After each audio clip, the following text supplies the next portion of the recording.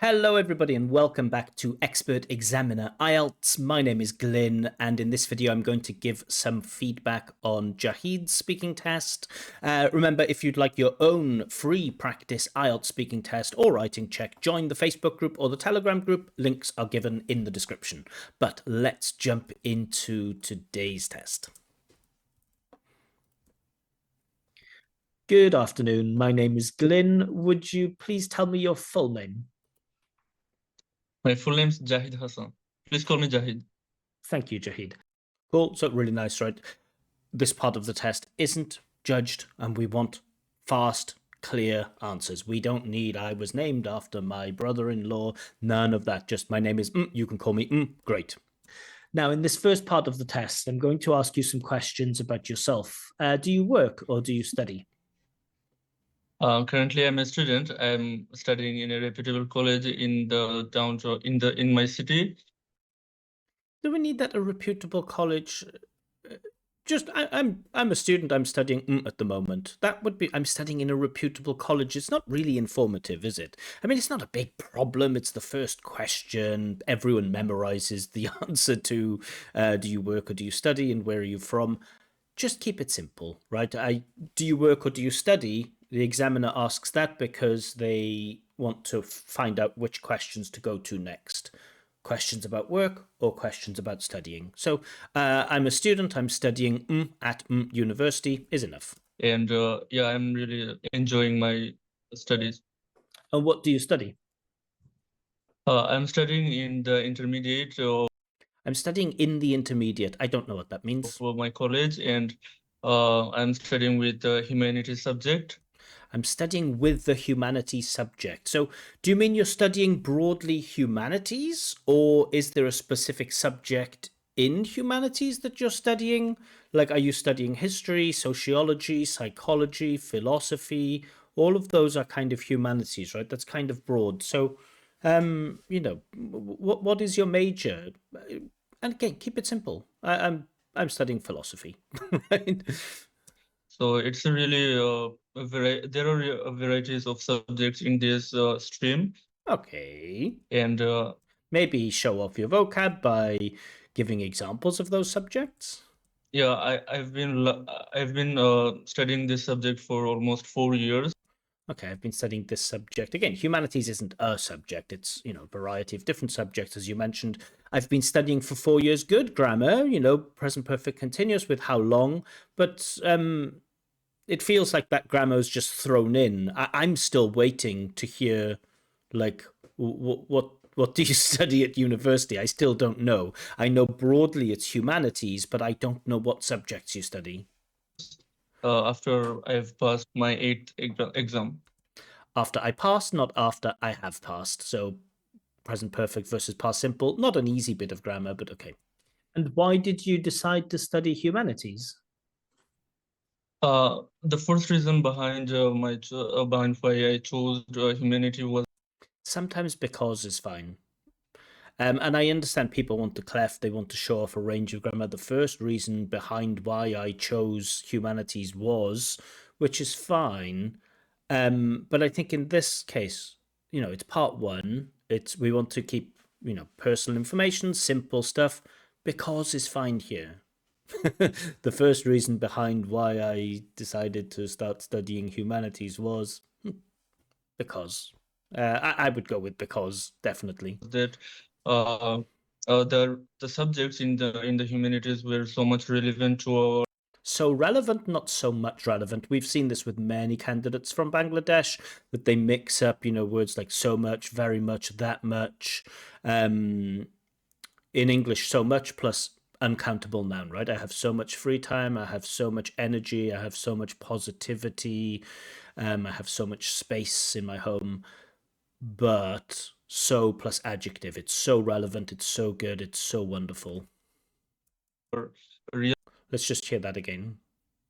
life, and all the subjects were pretty much easier than And then pretty much easier. Pretty easy? Pretty much easier, slightly easier, perhaps, or a little bit easier, or considerably easier. but not pretty much easier. the subjects which we get in the science or commerce streams. And the exams were also, I saw that every questions were easy to answer. Just notice the candidate's mouth. Maybe you can't quite see it here, but the candidate doesn't like fully open his mouth, and so a lot of the words are coming out of the front of the mouth, and then that leaves like a very limited phonological range. Because when I'll try. I can't go closer. Maybe with my mic. When I go closer, my mouth doesn't really open very much. It really leaves a lack of intonation. It's really difficult to speak with a lot of intonation when you speak like this. So I don't, again, you might think that I'm trying to make fun of the candidate. I'm not. I'm just trying to understand why perhaps the pronunciation sounds a little bit mechanical, and maybe one of the reasons why is that the candidate, doesn't fully open his mouth.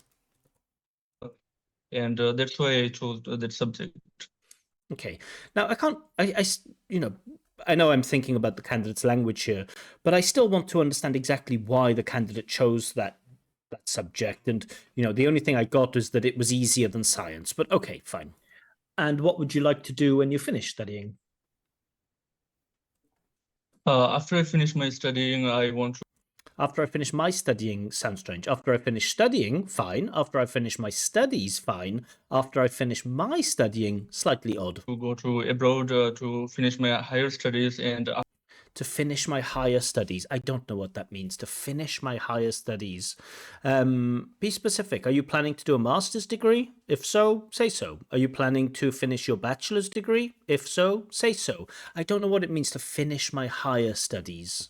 after I finish all the studies and after I finish my bachelor's or master's, I want to start any kinds of business. Okay, I want to start some kind of rather than any kinds of. So a small problem with plural and singular, and also some versus any. I want to be an entrepreneur or Cool, I want to be, nice infinitive, want to be, and connects the speech, want to be an entrepreneur. Slight incorrect word stress, entrepreneur, not entrepreneur. Can we hear that? or something like that to earn lots of money. Sorry, let's just go back. Now let's talk about having fun. Oh, my What arrow do you keys usually don't do? work.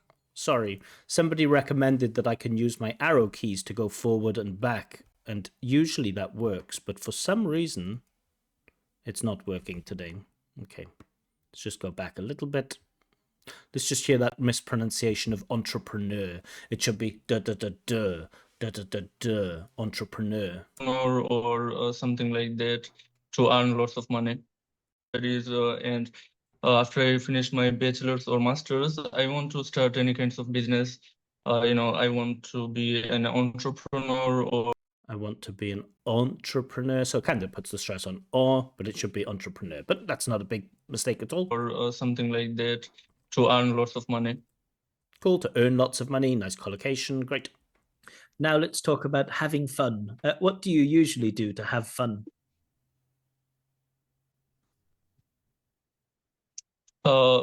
Sometimes during the leisure times, in order to get Now notice this, right? When I speak about things that I'm positive about, you can kind of hear the positivity in my voice. When I talk about things that I'm negative about, you can hear the negativity in my voice.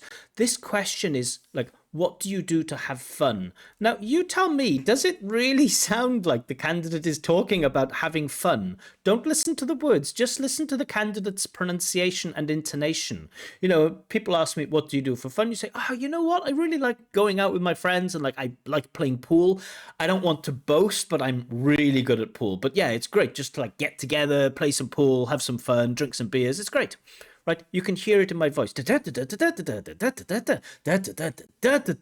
if you ask me about something boring, it's going to sound like and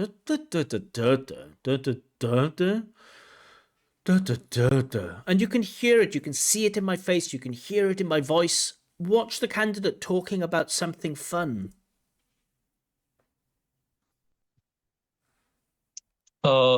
Sometimes during the leisure times, in order to get in order to spend time, I sometimes scroll through social media platforms like Facebook, and I sometimes go through some hilarious reels and hilarious reels. Does it sound, do you, dear listener, get the impression that it sounds like hilarious reels, like it's something really funny? Because to me it sounds like I sometimes go to scroll and I find some hilarious reels. There's just a real, either a lack of energy, a lack of enthusiasm. We don't know, but for sure we can say there's a real lack of emotive range. And when you don't have emotive range, there's always a lack of intonation, because we usually show our emotive range, not just through intonation, through some other features of pronunciation too, but the candidate just doesn't have those advanced features of pronunciation. And, unless something dramatic changes, it's just always going to be capped at that 6, right? If I can understand everything that you're saying, more or less everything that you're saying, that's usually pretty much enough to get the 6. But I don't, it's really going to be tough to get a 7 or higher, or it's going to be impossible to get a 7 or higher without good use of intonation, at least some good use of intonation. And the videos which makes me laugh, and I enjoy those videos. And is it easier for you? You say you enjoy them, but it doesn't sound like you enjoy them. To have fun alone or with other people? Well, I'd say that it's easier for me to have fun alone, because most of my friends that I have, they are not that much humorous. They're not that much filled with humor. They're not that humorous, not that much humorous. So we've had 3 mistakes now with that use of much before adjectives. So already I can say that this is a systematic mistake. And so we can already say the band 8 for grammar is off the table because we have the presence of systematic mistakes. And so once you have systematic mistakes in grammar, that's it. No 8 for you, maximum 7, but let's keep going. So that is an unfortunate thing, and that's why I think that watching any kinds of movies or scrolling through reels gives me much more fun than scrolling through reels. I can just about make it out, right? I have to listen carefully, but it sounds like scrolling through reels, and it's like, scrolling through reels. So the full phonological range is not there, but I can understand what the candidate is saying. But okay, I've already, with pronunciation, I've pretty much awarded a band 6 at this point. Let's keep going. Interacting with my friends or any other person. Cool, interacting with my friends, very nice vocab. Awesome. And when did you last go out and have fun with some friends? Actually, I go out with my friends every day, and I also did it today. I had lunch with my friends today. When I went to the coffee shop, all of my friends suddenly appeared there and told me that we can go to any kinds of Told me that we could is better than told me that we can. Restaurants to have lunch, and we had a really good time there. Yeah, that was the last time we had fun together. Okay, maybe focus a little bit more on why that lunch was fun, right? So you say what you did, but also say why it was fun.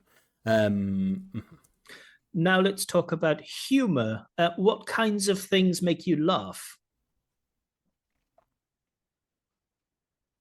Like I've already said, love this. Like I've already said, beautiful bit of functional language. Like I've already said, wonderful. And the things like reels and social media. Cool. And this topic specific language, right? Reels, social media videos makes me but make me, not makes me. Reels make me.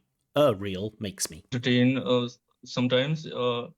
And there are also some kinds of specific jokes, like any kinds of adult jokes or something the babies won't get, and the adults won't also. Nice use of get for understand here, something that babies won't get. Maybe, young people. We know babies can't get any joke, right? Maybe some jokes that young people don't get. So sometimes you get those jokes. I sometimes shows good flexibility with that understanding of how get works, right? Because get has so many different meanings in English. It can mean receive, it can mean become, it can mean acquire, and it can also mean understand. And it has some other meanings. Laugh with those kinds of jokes. And how often do you watch comedy movies or comedy TV shows? Actually, recently I've Candidate overuses the word actually. We see this a lot now. I think I've noted, I haven't mentioned it, but I think like 4 times the candidate has started the answer with actually. I don't know why so many people in Bangladesh do that, but they, either start with definitely, okay, maybe not basically, actually. Yeah, don't start every question. Don't answer every question with the word actually. Watched a movie the name of which is Dhamal. The name of which, and again, just candidates mumbling a little bit. Movies or comedy TV shows? Actually, recently I've watched a movie the name of And just notice the candidate's mouth and how closed it is. which is Dhamal. It's an Indian movie, and I've been watching these kinds of movies for a very long time. Okay, I've been watching, he says this kinds of movies, it should be these kinds of movies for a very long time. Again, I feel like he's hacking present perfect continuous. At the beginning, when he said, I've been studying these kinds of subjects for 4 years, and now later when he says, I've been watching these kinds of movies for a long time, I think it's hacking present perfect continuous. It's looking for opportunities to activate present perfect continuous. Now, if you do that, you have to be a very, very skilled user of English or a very skilled actor to pull it off. And for me, it shows a little bit of lack of flexibility that you can't activate it naturally. You don't, the difference between flexible use of grammar and inflexible use of grammar, very rich theme. But flexible use of grammar means when you have a question, the relevant bit of grammar emerges and you produce it. Inflexible use of grammar is when you listen to a question and you think, okay, how can I activate present perfect continuous or future, I don't know, future with a continuous infinitive or something like this, right? So when if somebody says, oh, what are your plans for tomorrow? You say, I'm not sure yet, but I'm thinking of going to the cinema with some friends. So I've used that thinking of going to some cinema with my friends. That's just emerged from me naturally. If a candidate is thinking, how can I use will be doing, will be doing, will be doing, it's going to sound inflexible if you just hack it that way, right? What are you going to do tomorrow? Oh, I think I'm going to go to the cinema. And this time tomorrow, I will be watching a film. You can see that that's an inflexible, hacky use of the grammar. Now, this present perfect continuous, it's not so obviously hacky, but as an examiner, it's on my mind that, this is the second time where you've used present perfect continuous, and I thought, that's a strange place to introduce present perfect continuous. So in my mind, it just suggests, it is not complete evidence, but it suggests a little lack of flexibility with grammar. I think that I watch these kinds of movies, every week or 3 or 4 times every month. And again, it's just strange wording, isn't it? I watch this movie, I think, every week or 3 or 4 times a month. Okay, well, why don't you go further and say I watch these kinds of movies every 7 days or once a week or 3 or 4 times a month or 48 times a year, I don't know, 52 times a year. Yeah, these kinds of movies give me very fun. This kinds of movies give me very fun. Don't know what give me very fun means. That's a little bit odd. In terms of the TV shows, I really loved. In terms of the TV shows, great connective. Watch rom-com TV shows like Friends. Yeah, Friends isn't really a rom-com. It's not a romantic comedy. It's a sitcom. Or any other shows, and yeah, these shows are also pretty much good and humorous. Pretty good, not pretty much good. Okay. They're pretty much good and humorous. Okay, it's again, we don't at B2 C1 level, you don't want to just say that something is funny, you want to explain why it's funny. Did you like that movie? Yes, I did. Why? Because it was interesting. Why? Because the characters were interesting. It's not enough to say that something is good or interesting. You have to demonstrate what you find funny about it. I really like Friends because, Chandler has this really like dry and sarcastic sense of humor. Like he has these really good witty one-liners that I think everybody loves. Now I've explained why I find Friends funny instead of just saying it's humorous. Okay. Okay, thank you. All right, so comments on part one. Candidate is a very confident speaker. I will say that. He's very fluent too. The speed of speech is okay. It's not too fast like many candidates from Bangladesh. He doesn't have this problem. There are some small bits of reformulation, but he's very smooth, I think, in terms of his fluency. Very smooth. Coherence, yeah. Candidate answers the question, attempts to develop, not all. I can't say that the answers are like amazingly fully developed because he says, yeah, that's why it's humorous rather than explaining why it's humorous. So sometimes the development isn't like full and relevant, but it's okay. He's on topic and he makes attempts to speak at length. Cool. Vocab, easily sufficient for the questions, but some strange thing like give me fun. Yeah, it's just a couple of odd choices in vocab. Grammar, nice range, occasionally feels a bit hacky. We do have some systematic errors with that much, pretty much, and so much. And in terms of pronunciation, he will always be limited to a 6 because of that lack of intonation. Yeah, let's get into part 2. Let's see what the candidate needs to do. The task is Time. So the task is to describe a time when the weather stopped you from doing something. So notice all of this is in the past. It's a narrative. It requires you to tell a story, which means you should use, hopefully, narrative tenses, adverbs, sequences, all that good stuff. Maybe a bit of reported speech, bit of future in the past, maybe. But importantly, describe a time when the weather stopped you from doing something. So we want to focus on the weather. We want to focus on that thing that you wanted to do. And at the end, explain how you felt about this situation. I really do think you really should answer that last question. I know that you should say. And one thing that really annoys me when I watch IELTS YouTube, many things annoy me when I watch IELTS YouTube, but one thing that really annoys me is when I see part 2 cue cards structured like there are 4 questions, because it is not a case of answering 4 questions. You get you should say with the 3 questions, which are usually factual questions, and then you get the last question, which is usually more about your attitude or your emotion, your feelings, things like this. So that last question is different to the 3 questions. So you have, really do have to speak about how you felt about this situation. The orange questions, you can answer those ones if you want, or you can invent your own ones. You can add different details, no problem. But you really should, or you have to describe a time when the weather stopped you from doing something and explain how you felt about the situation. Let's see how the candidate does. Time starts now. Time is up. Can you start speaking now, please? The candidate has a bit of an internet problem here. I think you will see him freezing a little bit. Okay, so a few days ago, my college was conducting an exam, and Exam, not exam, but exam.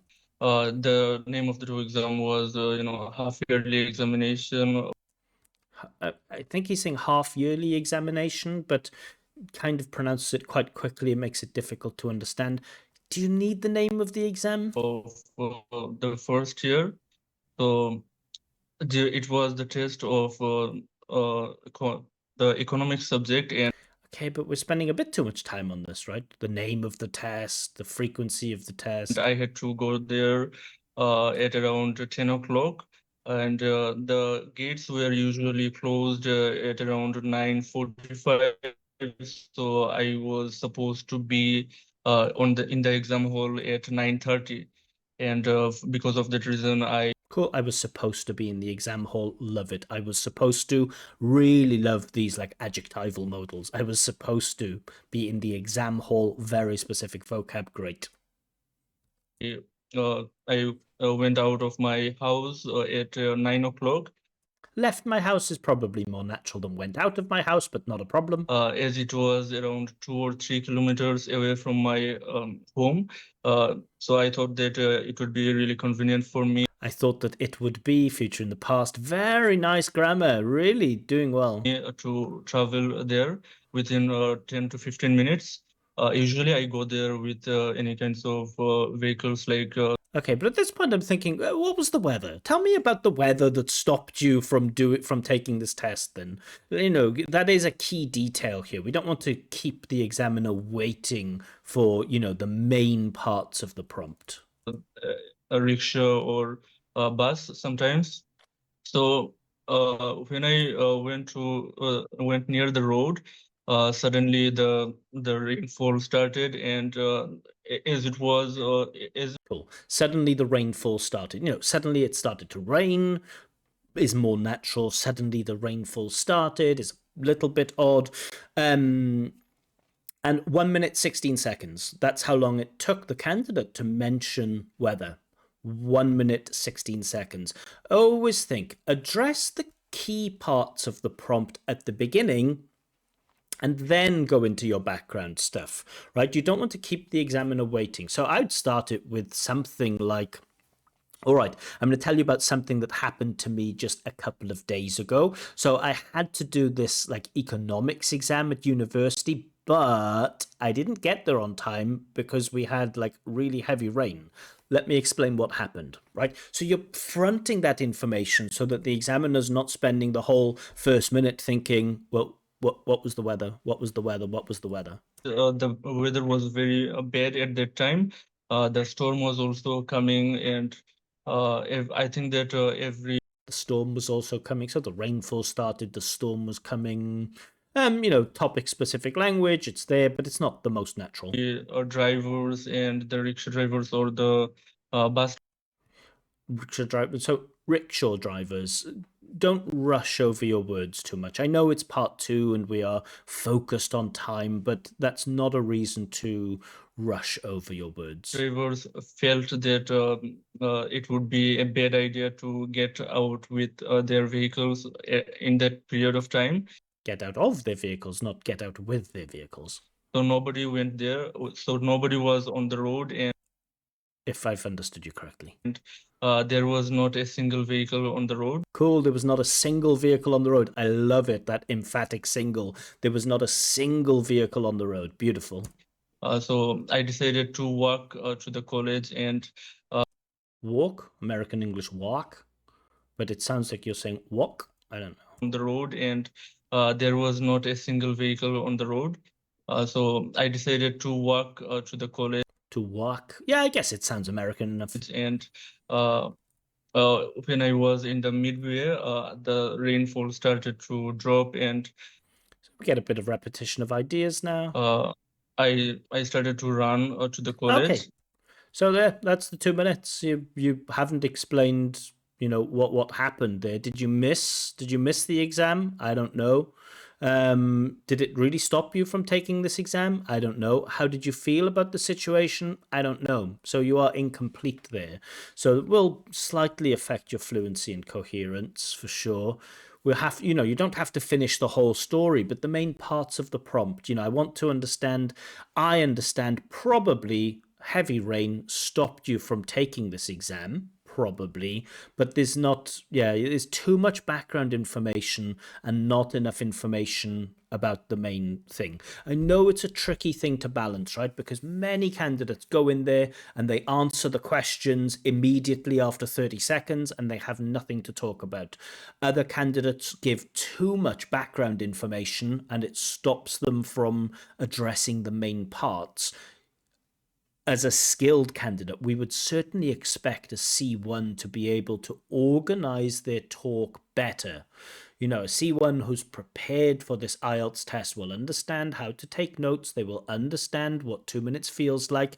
You know, after about if they're after 45 seconds and they realize that they haven't got close to halfway through, they'll start to speed up their talk. And so the candidate doesn't really show an awareness of time management here. And I know you might think like, oh, come on, it's an English exam, not a time management exam. But that's also part of using English. At least IELTS, the IELTS dudes and dudettes think that that is a key skill of using English, a monologue, managing your time, understanding how to move through the different parts. Again, it's not essential that you finish absolutely everything, but we want to address the main parts, and unfortunately you just haven't. Thank you. It was really Thank you. very bad.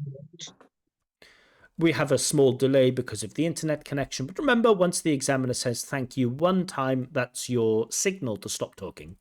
All right. So you've been talking about this time when the weather stopped you from doing this exam. Let's talk about the weather and climate in general now. Do you think the weather can influence how people feel? Obviously, weather it has a great impact on people's mood. The weather, usually. When it's a sunny day, the people have their mood is sometimes they want to sleep, or Is that a mood? So when it's a sunny day, their mood is they want to sleep. I don't know if that's a mood. they would just want to spend their time inside their house, because during the sunny days it's really hot in outside, so they don't want to get outside. Maybe it can make people feel lethargic, or it can make people not want to do anything. Maybe it makes them feel a little bit lazy. That's kind of mood-related language. But in the days of winter, people have enough motivation to go to outside and Go to outside or go outside? go to any kinds of places. Again, we get that any kinds of. So it's just a little bit repetitive where we get that any kinds of, any kinds of, any kinds of. So yeah, I'd say that weather is. I love this. I would say that. I would say that's great functional language. Canada really does have good functional language. Like I've mentioned before, I would say that good stuff. Has a great influence on people's moods. People's moods, not people moods. Yeah, and you don't need to summarize, right? We don't need a tie back for every answer. I know a lot of students like this, and that's why I think that it's a good idea. And so therefore I think that it has a good influence on, or a big influence on people's moods. When we speak naturally, when we're discussing things, we don't have like padding at the beginning and at the end, right? When people, if people ask me a question like, do you think teachers should be responsible for making sure that young people become good members of society? I don't want to pad it with, there are a variety of opinions about the role of teachers in schools nowadays, where some people believe that the focus should be on academic subjects and other people believe that teachers should take on some kind of pastoral role. If you ask me, I would say that teachers have to do both, but the focus should always be on academia, because parents are the ones that really should make sure that their children grow up to be polite members of society. So that's why I believe that it is not the role of parents, but really it's the role of teachers. That's not a good answer. We have too much padding at the beginning. We have too much padding at the end. A good answer in speaking just directly addresses it, right? Like, I don't know if teachers are really best suited for that. Like, of course, there should be discipline in the classroom. And I think, teachers have a role in making children understand, how to respect authority. Of course, I don't think teachers should abuse that, and teachers shouldn't become power-hungry monsters, but they do have a responsibility of enforcing rules. And I think, that's a good thing that children can learn. But I don't think it should be explicit. Like, I really don't like the idea of kids going to like subjects where they have a specific teacher who teaches them like, this is how you are a good member of society. So I think like implicitly or like quietly teaching them like how to respect authority is a good thing, but explicitly saying in society you must do this and you mustn't do this, I think that's probably not the best idea. That's a good answer. All of my speech here is directed at answering the question. I don't need any tie back at the end. I don't need any introduction to my answer. this isn't an essay. It's a speaking discussion. Some people say that snowy weather is the best kind of weather. Do you agree? I don't really know about that because I haven't seen any kinds of snowy weather.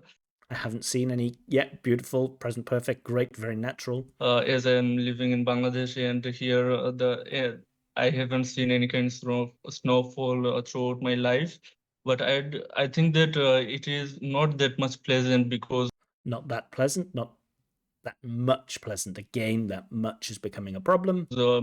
I've seen a few videos on the internet where people are not able to get out with their cars. Not able to get out of their cars, not with their cars. So we've had this now a couple of times, get out with instead of get out of. I love that people are not able to. Really good flexibility. Instead of just can't, people are not able to. I really like it. Because the roads are filled with snowfalls. The roads are not filled with snowfalls. The roads are filled with snow. And I would disagree with that viewpoint. Yeah, so again, there's a bit of an attempt at a tie back at the end. Okay. Now, many people use the weather as a common topic for small talk. Why do they do this? I think it's really good to start any kinds of conversation. Whenever any kinds of people meet with another. Again, we get that any kinds of. Just be careful because we're using this any kinds of like very, very many times. People, they can just ask, is the weather good or bad, or whether they like the weather or not. Whether they like the weather or not. Lovely, lovely, lovely. And this is a very good conversation starter. Conversation starter, great. And that is the reason why people love to. That is the reason why. Again, we get recapping at the end, but that is the reason why. Good clefting. Have chats with the weather. So I do think that this is a strategy of the candidate. I think the candidate has probably learned a strategy, answer the question directly, and then give a conclusion at the end. I would avoid using those conclusions at the end. Sometimes we can use them if we feel like we've gone off topic a little bit, or if we feel like we've been speaking for too long. You might want to wrap it up with a nice little phrase like, okay, so in short, that's why I believe that it's a good idea to wrap it up, but only if you go off topic. And we certainly don't want that at the end of all of the questions. Let's talk about small talk then. I'll just do 2 more questions and then we'll get into marks. What are some other common topics for small talk? People usually have small talks with their Not have small talks. It's not really used in the plural. favorite things, if they don't have any kinds of specific topics to discuss with each other. I'm still waiting for topics. So what are some common topics for small talk? Holidays, people's relatives, people's health. They just ask each other, what do you like to do in your free time, or what do you. That's not common for small talk. I mean, maybe it is. I mean, for me, that's at least medium talk, right? What do you like to do in your free time? That's taking an interest in somebody. Small talk is a little bit, it's like, oh, that wallpaper's nice, isn't it? Oh, weather's nice, isn't it? I guess asking about holidays could be seen as medium talk too. So maybe asking what do you do in your free time, maybe that's okay for small talk. Maybe it is. I don't know. Dislike to do, and they can also talk about the books or the favorite movies they watch during their Again, it doesn't feel like small talk. free time. These kinds of things are really are not that much unfamiliar to anyone, and not that much unfamiliar. Not that unfamiliar. Anyone can discuss about these topics. So this is this topic. So we do have that systematic mistake too. Candidate uses this with plural nouns many times. Why people like to discuss about these things when they want to have chit chats. Chit chat, nice. Chit chat is usually used as an uncountable noun, not in the plural form, but chit chat, good vocab. And is small talk a complete waste of time? So this will be the last question, then we'll get into marks. There were a couple of questions afterwards, but I already know what I'm giving the candidate. No, I don't think so, because small talks gives us Small talk gives us, small talks give us. Small talk should be used in the uncountable. Small talk gives us.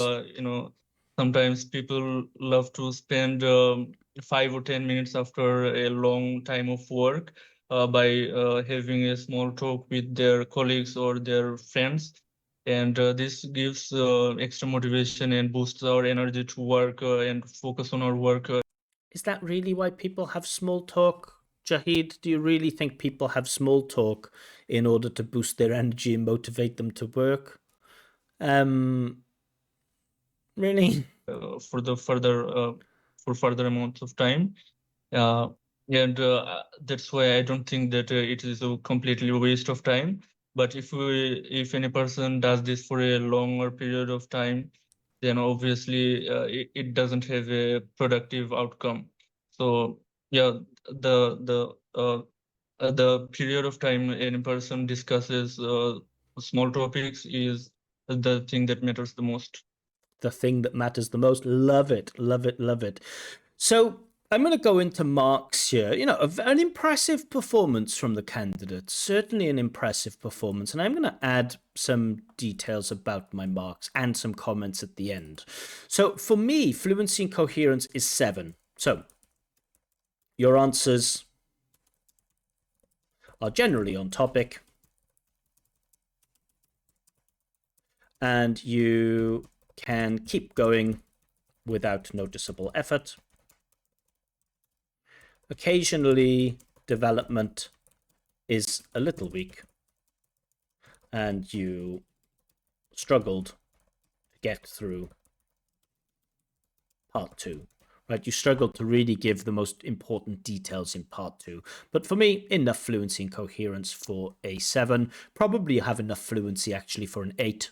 It's just that thing of coherence now. So you could, that's probably the place where it's definitely a target area to get to the 8. For me, lexical resource 7. So you have a wonderful range of vocab. Some bits of language are a little odd.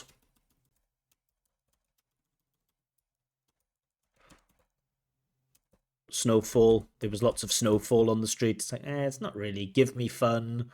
Not really give me fun. It sounds a bit strange, a little odd. And you have some repeated mistakes with go versus go to. I think you said go to abroad, go to outside. Also with get out of versus with. Yeah. So a couple of like noticeable odd mistakes, but your range is really, really good. And again, your range is enough probably for an 8. It's just the appropriacy, and maybe you're forcing yourself to use, more complicated vocab to try to get a better mark. And maybe the best approach here is not to try to use too much complex vocab, because I do think you have enough range for an 8.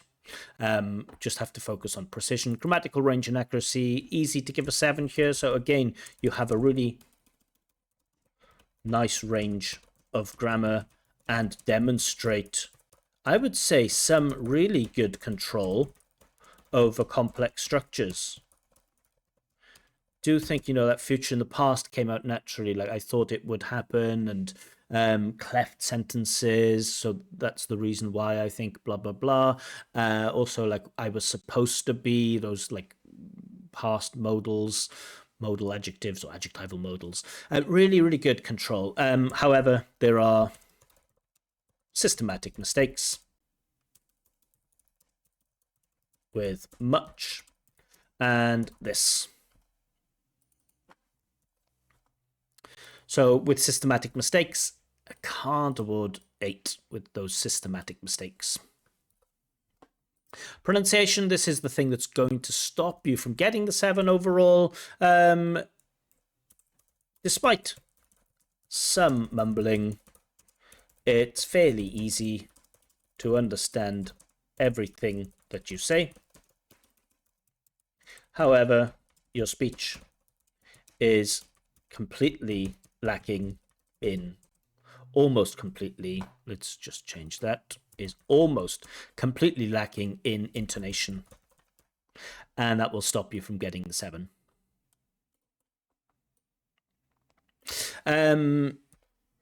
Yeah, so overall, and I am going to make some comments on this. So overall, this is 6.75, which reduces to 6.5. I know some people think 6.75 goes up to a 7. It doesn't. If you want to get a 7, you need 7777 or 8866 or something like that, or 8777.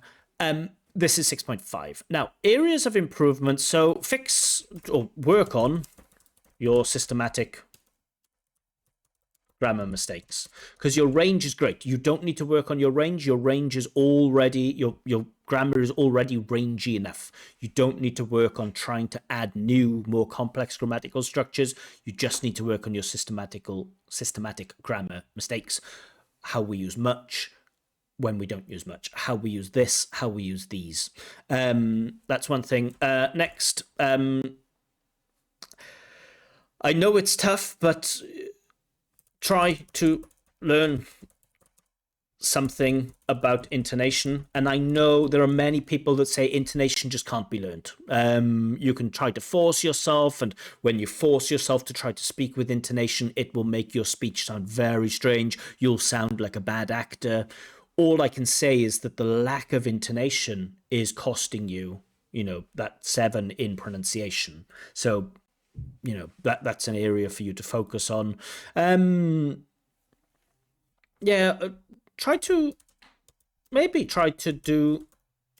to do some mouth exercises before speaking English. I know this is an old-fashioned way, but many students of English or students of foreign languages, at the beginning of the class, they do mouth exercises, or they do like pronunciation drills to hit those like diphthong sounds, like the O, A, ear, all of those sounds. Like the rain in Spain falls mainly on the plain, and they do these little physical exercises with their mouth to warm up the muscles to get them to speak more. When I'm speaking Russian, I tend to speak more out of the front of my mouth. And I don't, and I think that's how Russians speak a little bit. So my mouth shape is different depending on the languages that I speak. Pan dwi'n siarad Cymraeg, dwi'n meddwl bod dwi'n siarad Cymraeg fel dwi'n siarad Saesneg. So my Welsh language, my mouth is pretty much the same as my English mouth, but my Russian mouth is a little bit different. Yeah, I won't show off with with any other languages because it will sound terrible. So yeah, try to do maybe some mouth exercises will help you to open your mouth a little bit, and you have to find a strategy that works for you for part 2. You're an experienced IELTS candidate. You should have a strategy for part 2 that works for you. You should not be running into this problem where you can't address the main ideas in the prompt in 2 minutes. You have to find a strategy. That's something you can fix easily. And I think if you do fix that thing for part 2, and you also remove like the recaps at the end of your answer, definitely think you can get an 8 for fluency and coherence. So for me, a realistic target is like 8776, which would give you an overall score of band 7.